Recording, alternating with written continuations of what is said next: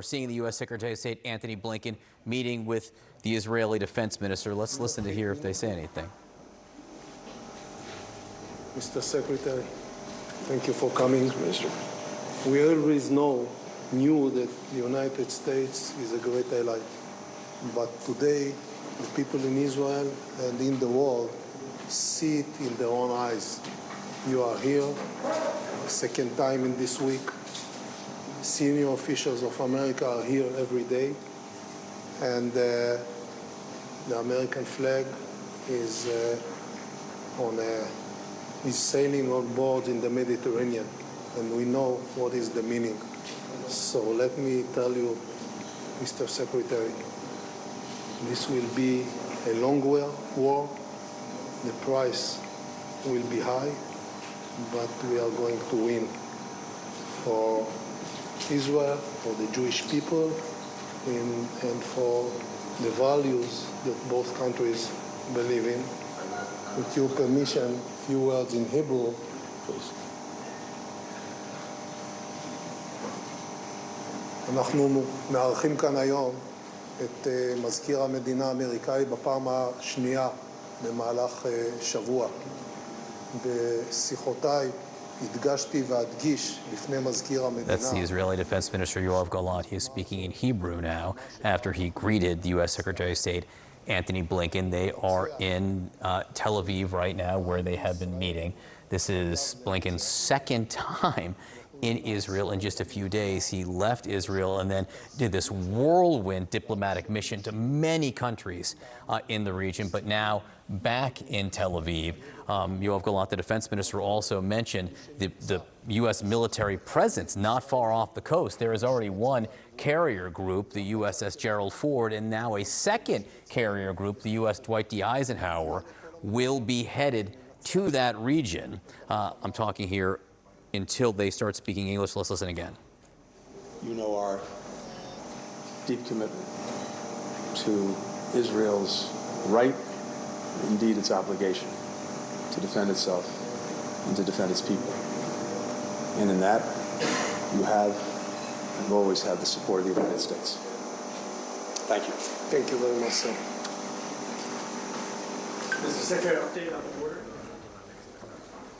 All right, all business from the U.S. Secretary of State Antony Blinken meeting with the Israeli Defense Minister Yoav Gallant. Did not take questions, did not say much of anything other than the U.S. is firmly behind Israel as it prepares seemingly for a ground operation into Gaza. Let's get straight to Israel, where CNN's Nick Robertson is. Nick, what is the latest on the ground at this hour?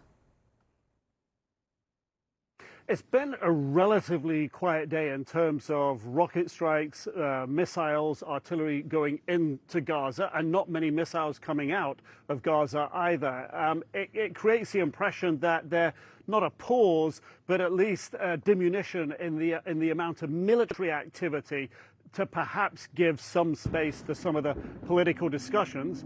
I said that, and you heard the explosion behind me. Yes, the afternoon has become increasingly punctuated by heavy explosions. That does sound like a missile strike landing on Gaza there. And perhaps as we go into darkness, I think we're beginning to see perhaps a little uptick in the tempo here. This is northern Gaza right behind me there. We know that in northern Gaza late today, the IDF said that they hit a Hamas commander appearing to destroy a building, taking him out, if you will.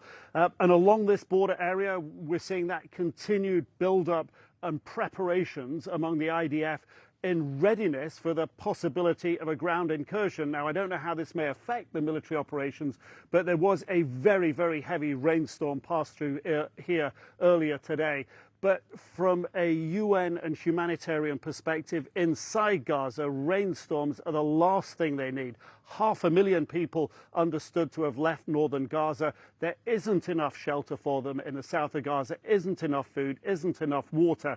So real concerns. If the weather does deteriorate more and there's more rainstorms, a lot of civilians go inside Gaza, not only trying to dodge missiles, but will also be caught out in some atrocious conditions.